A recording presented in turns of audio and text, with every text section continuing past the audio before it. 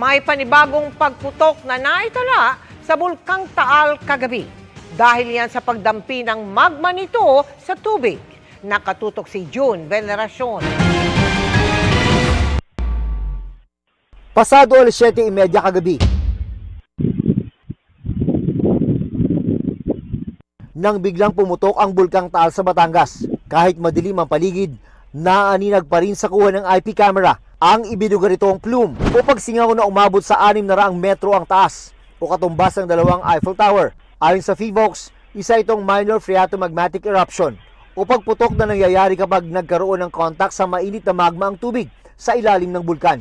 Kasabay raw nito ang isang volcanic tremor o pagyanig ng bulkan na nagtagal ng 3 minuto. Ang pagsabog sa din sa CCTV ng MDRRMC ng Bayan ng Talisay. Sa ngayon, nananatili ang Alert Level 1 sa Bulkang Taal. Mahigpit pa rin ipinagbabawal ang pagpasok sa Taal Volcano Island, lalo na sa main crater at Daang Castilla Fissures.